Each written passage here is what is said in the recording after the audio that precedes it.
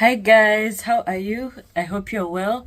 I am well myself, and I thank you so much for continuing to watch the series on the altars that we were fighting. And I hope I've been able to draw a picture of what it looks like to just be twisting like that inside something you don't know what it is. You come in as a child, you find that your family is so broken. You don't even know what to expect. You don't even know how to tell what time it is, yeah? How to tell a process when you see one, yeah? So if you're being told to wait, you can't, because you have always seen just, things in black and white, yeah? You don't see the process, you don't see the progress, so you just think that from just the things you've had, yeah, you've not been taught and guided in your life as a child should, yeah. And in an ideal situation, we see like Titus. I'm looking at Titus 2 and 4 to 8, and it says, these older women must train the younger women to love their husbands and the children, to live wisely and be pure, to work in their homes, to do good, and to be submissive to their husbands. Then they will not bring shame on the word of God. In the same way, encourage the young men to live wisely, and you yourself must be an example to them by doing good works of every kind. Let everything you do reflect the integrity and seriousness of your teaching. Teach the truth so that your teaching can't be criticized. Then those who oppose us, will be ashamed and have nothing bad to say about us. And so we see that, as a young person, you should be guided, not only as a child, where you're prepared to, be the kind of a woman that, just reflects like Proverbs, 31. But even when you enter that marriage, you're supposed to be guided by older women who are actually loving their marriages. But so what happens when you see, all these women, as you're growing up, they're just beating their chest and are like, no man can mess with me. You don't even have the right image of a man, because you don't get to see men around, you see these women getting so masculine, their energy is just wrong, and you don't even see nurturing, because all they do is just make ends meet, yeah? So ideally, somebody should have a helper, yeah? A helper who has gone ahead of you, has done this thing well, and is peaceful where they are. They're in their position, they are very well, established, yeah? And so it should be like when the next generation is coming, they are well prepared. That is how our African societies used to be, yeah? But now you see, the children see this and they grow up wanting this, yeah? So you want to be so aggressive in the marketplace, because you see that is what is will make you be accepted, yeah? So the more you compete, the more you'll be admired, yeah? So you find even the people who maybe even have a husband who can guide them, just express his ideals, are listening to others, and like now I'm seeing this movement where people are like a stay-at-home wife, a stay-at-home girlfriend. It's like now people want to rest, yeah, from from all that hustling and all that pounding the streets, yeah? They've seen it, they've been there, and they've seen how hard it is. They've also seen their moms, their aunties struggling so hard. They wanted that, yeah? But now they are coming back like, I'm looking for one who can take care of me. How were these men raised, Where were they, They're so wounded, they're so damaged. Some had to go far away because, for such of a, greener pastures, yeah? And so we see generations of kids who are ruined, and although God is fighting for us, there's legality, yeah? We came into this agreement, we didn't know, we wanted better, and we forgot God, because he says, we seek the kingdom first and all other things will follow. But we are not patient, yeah? We don't want to know. We just want to get, okay? So in this world, the way the world is set up, yeah, it's like there are those who are ahead of you, yeah? But when you see them, you don't see the progress, yeah? You don't see the process. You just see, these people shining where they are, yeah? And you want that, but nobody has taught you about the process, yeah? So to just get that wisdom, it takes a lot. You see, we see this man in Proverbs teaching his son, yeah, and guiding him in wisdom. We don't have that in our society because we are just go getting, yeah.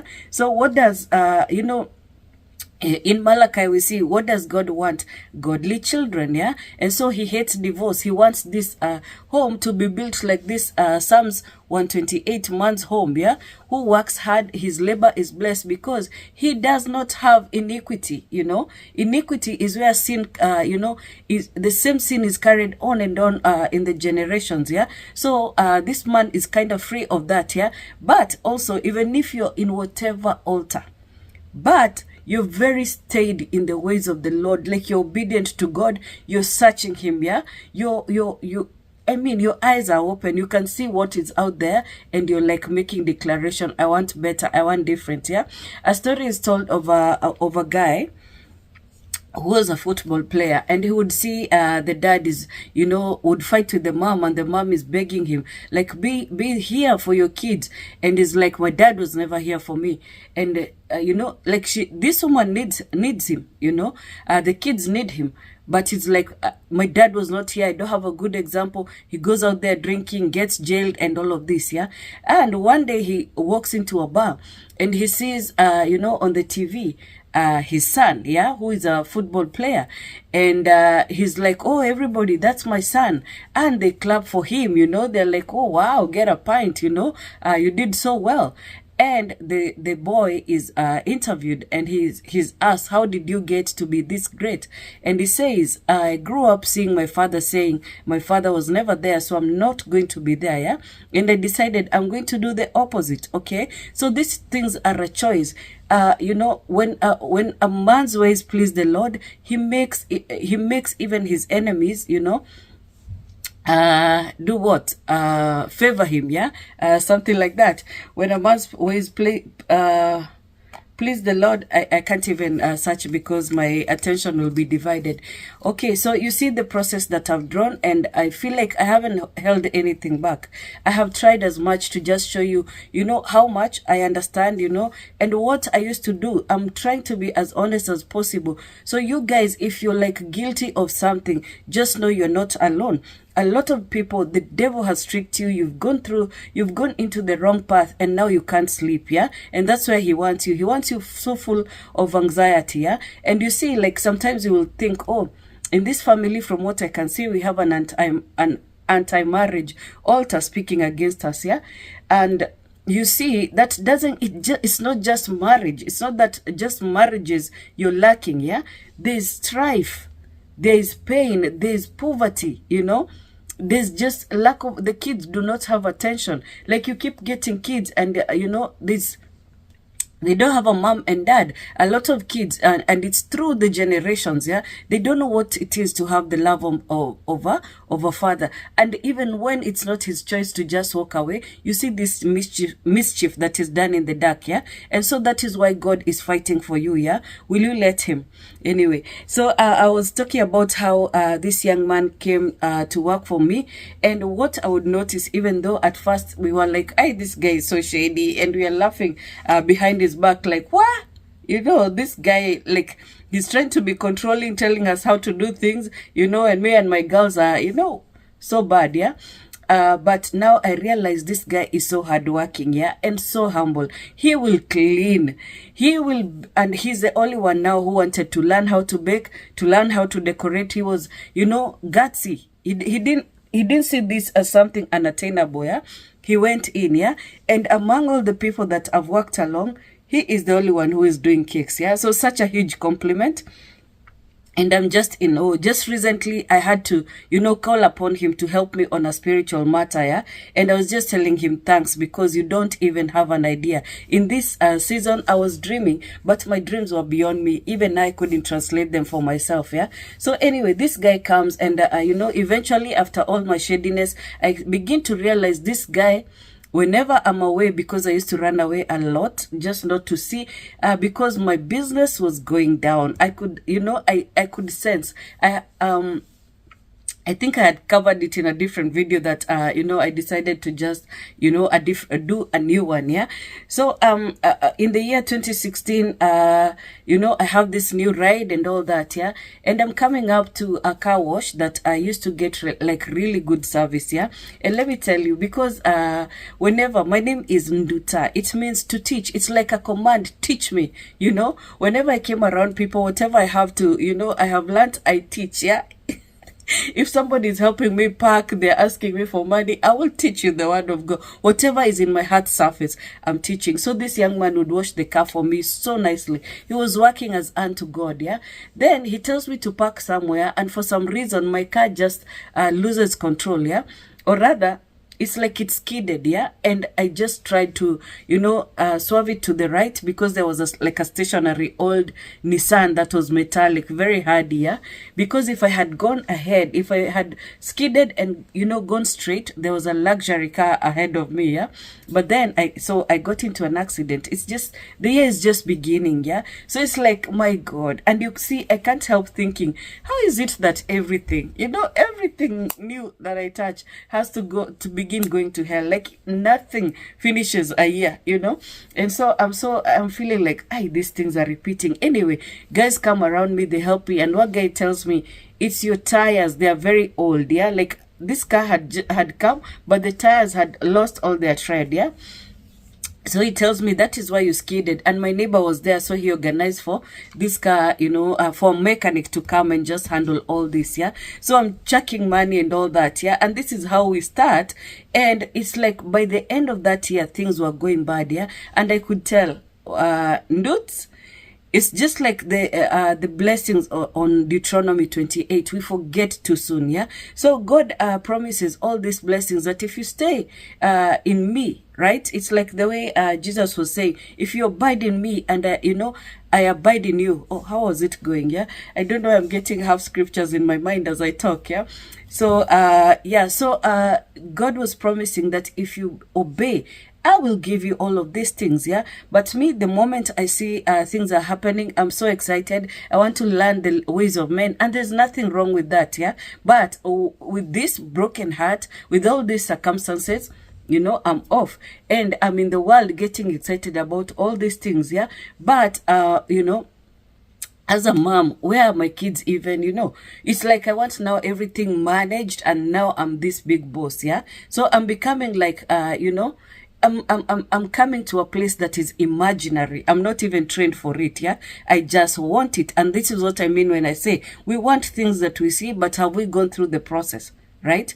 And sometimes, yeah, you don't have to maybe go through business school or anything like that. God can teach you. God can teach you everything that you need to know. God can teach you everything that you want to understand, yeah? So if you stayed in him, he will teach you. He will process you. He will, I think, where is it is it the same Deuteronomy 8, that you shall know the Lord your God, for he is the one who gives you the ability to create wealth, right? It's that Deuteronomy, right? Yeah, so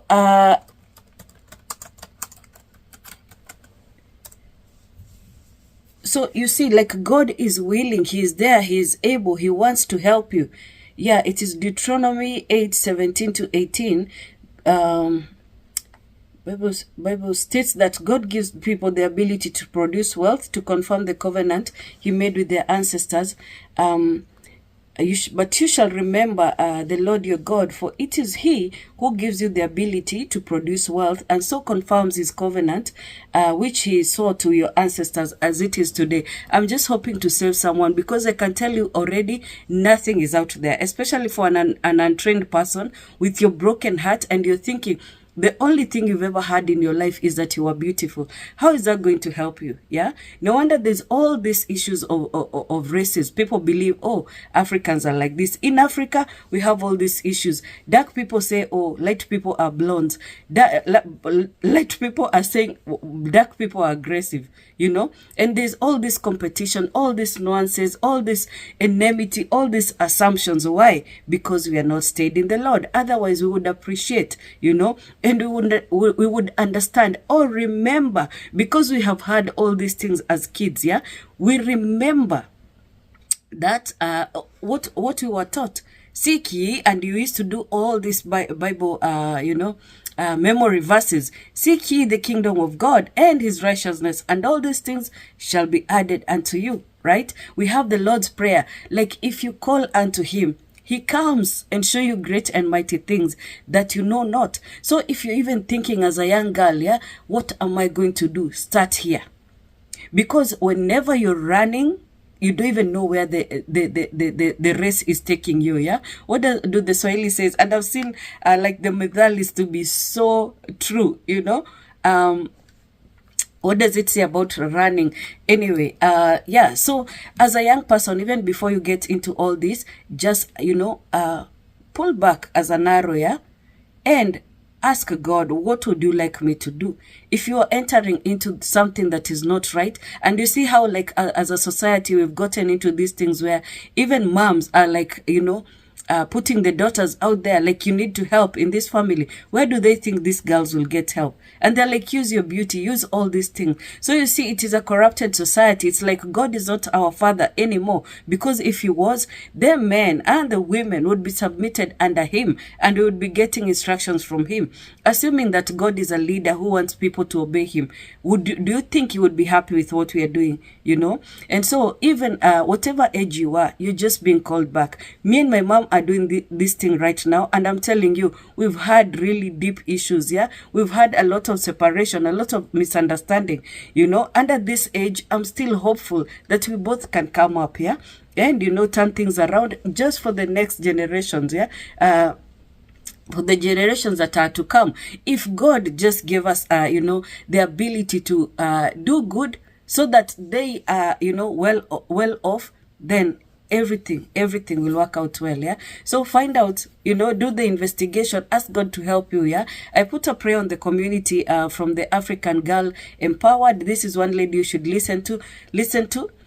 As God is defining our calls and our assignments, you see, like, different people are doing different things, yeah? But it's like we are speaking the same language. So she's the one I learned about Destiny Exchange, and it was a remembrance, because I could tell, like, something happened to me that, I'm not operating as I should. Same thing to my sister, and we've discussed this, but we don't know the answer. So she has like a prayer. I put it on the community, so it will help you to understand. It will help you to see the enemy and now move from there to just pray about it, so these chains are broken, yeah?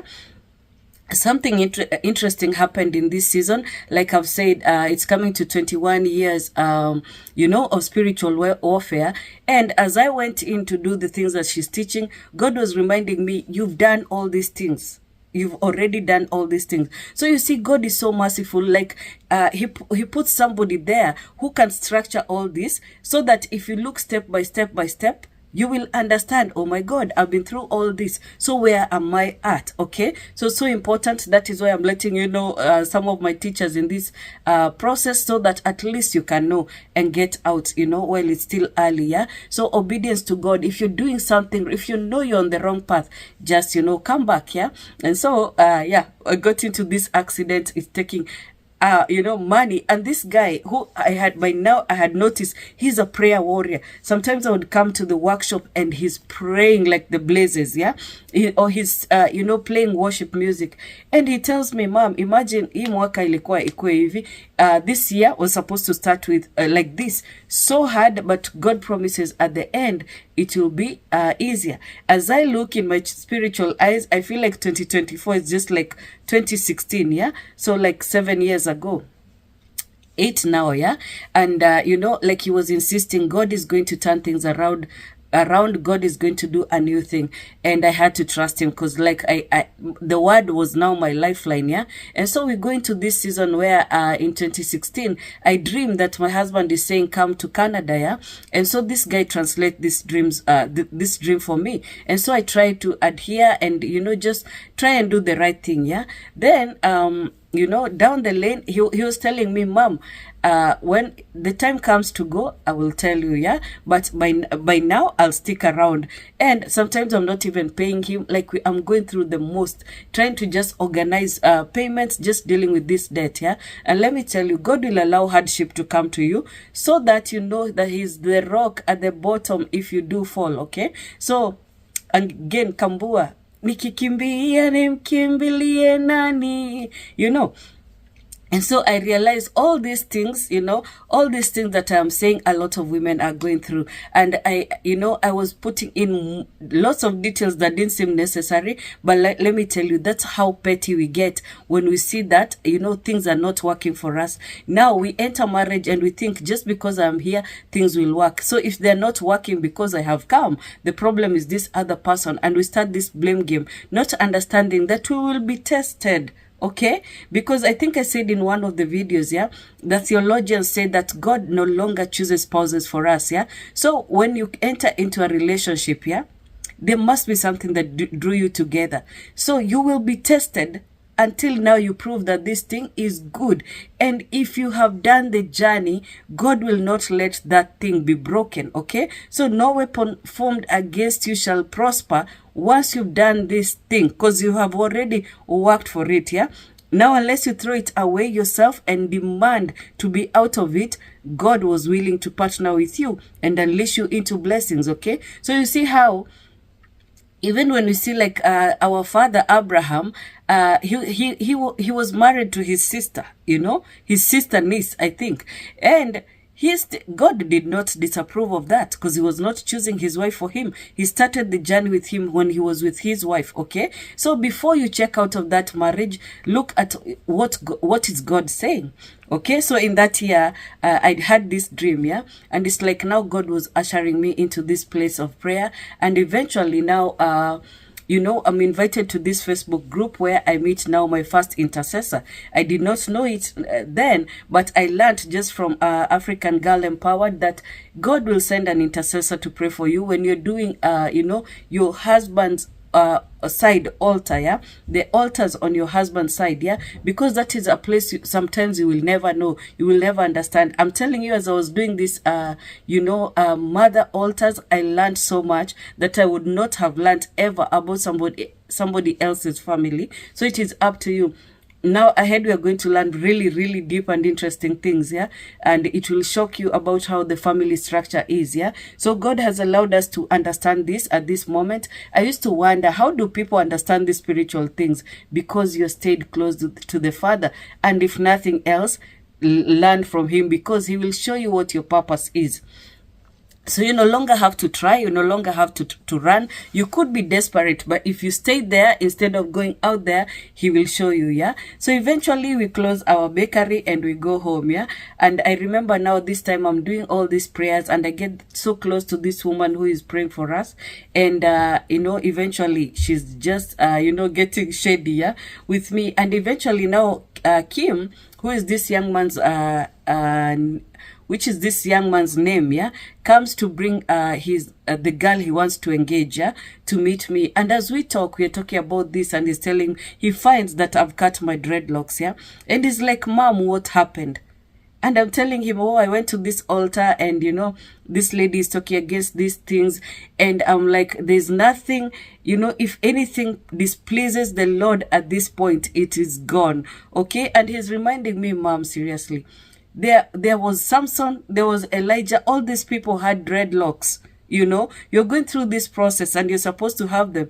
And I could remember that there were times I used to imagine myself walking in Canada with my long dreadlocks. They're so easy to manage at that, you know, point, you know. But anyway, I'm like, it's okay. And he's like, Mom, that is not a good altar. And that is why I was telling you, sometimes God will bring you to an altar because he knows, you know, this person and how they're operating in the spirit, you know.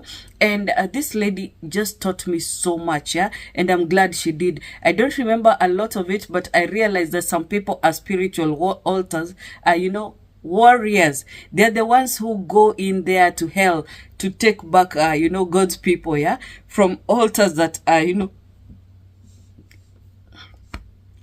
from altars that are beyond you, you know. So he tells me, man, you know, I don't think that you should be here. And as she was badgering me one day, I look, you know, into my Bible, and I see Matthew 9:12 to 13, where God is telling, where Jesus is telling the apostles, yeah, that I need you to understand that it's the sick who need a doctor, not the, you know, it's not the healthy that need a doctor, but the sick. But understand this one thing: I desire mercy and not sacrifice. So Jesus' mission and commission and will is to save his child. Yeah, it's not what you have. So don't run to an altar and you're like, okay, you know, I'm going to give all this because I've been told we have really bad altars. You're supposed to understand those altars, okay, especially from where you have been named. All right, so the name has a lot of power. As you can see, I realize that a lot of people are watching some, you know, parts without watching others. In part 3 is where it is all, I've given like a lot of information, yeah, about what happened to our family, yeah. So yeah, so my business is going down, and we come to this point where I'm really going to church, I'm really submitted to God, and I come you know, before him, and the thing in my mind, even though my business is failing, are just two things: my business and my husband, and my marriage, what will become of us? And I asked God, is this really my rib? Because that's the language then, yeah? Is this my rib? What am I supposed to do? And God shows me again Isaiah 54, okay? And he's telling me, let's go, okay? And so I'm thinking, okay, fine. So this guy is gone. God is just telling me that he will give me strength, that he will cover me. I should forget about this guy, yeah? And, you know, we've learned ever since we were small about the 11th hour, yeah? God will let things get so bad. God will let people think that, you know, they know what they're doing, yeah, that they are where they're supposed to know, to be. Like, you see me, I thought the business is everything. God is just taking me there for me to work hard for what, you know, for the expenses that I'm supposed to, you know, incur. And I had debts. God was putting me in agreement. I needed to work hard and pay, okay? And I needed to work hard and pay my journey through, because the son, my husband, had already suffered enough, yeah? So sometimes God will put you to work because you are not respectful. When you are going all these things, perhaps I could have even waited and just been patient, you know, for him. But again, you see what happened when he left, yeah? I don't know if you've seen I think it's part 4 where I talk about the witches and how as he's going, yeah, I'm beaten by a cat, yeah? So it sets all these things in motion. The whole time it's like I am sick. And now you see, like when you're bewitched, you're like a sick person, yeah? You're not operating correctly. It's altars, it's all these vain imaginations, which we are told to cast away, to cast down these vain imaginations, yeah? So I am submitted to God enough to let him use me as a vessel to tell you all these very embarrassing things, yeah? So that you can come into your truth, yeah? So the thing that happens at the end of that year is that I go to Acacia, and our Reverend Julian Kula, I say his name so that if anyone is in my country and you're thinking I need a place to worship, that's a good place, yeah? And they have an amazing mission statement. So I'm in Acacia and he talks about this, yeah? But just before then, he had made an altar call, especially this time that actually the day that I'm asking God, is this my rib? And he leads me to Isaiah 54, and I knew that there would be an altar call, yeah? And I went to church late and sat at the very, you know, last bench, yeah? But when he called the altar call, I went at the altar running. And this guy looks at me and is like, okay, what is the problem, yeah? And I tell him, you know, why do you want to go abroad was the question. And I say, my husband is there. He has been there for 7 years. And he's like, not only will you go, but your marriage will be restored. And I'm like, what? What happened? You know? And so as we come to this Kesha, I write 2 things because I already like looked at this guy and I'm like, this marriage is gone. But also, when I remember the things we've been through, the things I've said with my mouth, I have no hope, yeah? But God will give you another chance because he knows your mouth, he knows your mind, he knows all these things about you, but he also knows your heart. That despite all these things, you didn't get corrupted enough to do witchcraft. Yeah, you didn't manipulate. Yeah, you manipulated in so many ways. There's so many mini witchcrafts we do, like gossip and all these other things that we are doing that are dangerous. Like in the previous part, I've said about how, you know, I would chat with guys and I'm telling you, oh, these people are interested in me. What game was that? Yeah, and so I was very guilty of that. So if you're doing that, I can tell you, you know, I'm coming from your future to tell you that you need to stop that. Actually, if you can stop everything that you know you're doing wrong and just turn to him today, and perhaps if you're in a low place that you haven't even had your first breakthrough, I want to ask you to just offer your life to Christ, because it is so important. What we used to sacrifice before was animals. Now, because the blood of Jesus was poured, it's him we need to come into agreement with, yeah? And just start reading the Bible. There's a chapter, there's a, you know, a word there for you, just especially for you. You know, if I find somebody else who owns Isaiah 54 like I do, I'll be so surprised, yeah? I know people use it, but it is mine. You know, so yeah, so I write my vision, and let me tell you, all the visions I've ever written have come true, you know. So you need to believe. And so I write my vision. I write you know, that I want God to, you know, allow us to have the visas and also the provision to be able to travel, yeah. And like I've said, I had to use everything that I worked sweat and blood for. That is what happens when you're operating in altars. You don't get the favor until you learn, okay? Now, when you learn and you're faithful in your learning and you don't keep jumping in and out of agreement like I did, now God will save you and he will show you now what favor is like, yeah? That building, you know, that building of turquoise and that foundation that he's putting over your ruins or under your, I don't know how he does it, but he does it, yeah? That will come once you submitted to him, yeah? Once you've done the journey, once you've done the work, there's no escaping. And that's why I tell people, do not look at your relative, you know? They will help you. God will send people, a lot of people to help you, but you must do the work, okay? Because this is also for your benefit. Your sibling, your uncle, everybody has their family that they need to focus on, okay, to bring the generations into blessings, yeah? But once in a while, God will now send them to others, even others who are not of our family, to help them, okay? And that is also how it is a spiritual law to give, and it will come back to you. Good measure, pressed down together and shaken over and running over. Good measure, pressed down, shaken together and running over. Give. So I'll see you on the next one as we enter Canada. Okay? All right. Bye-bye.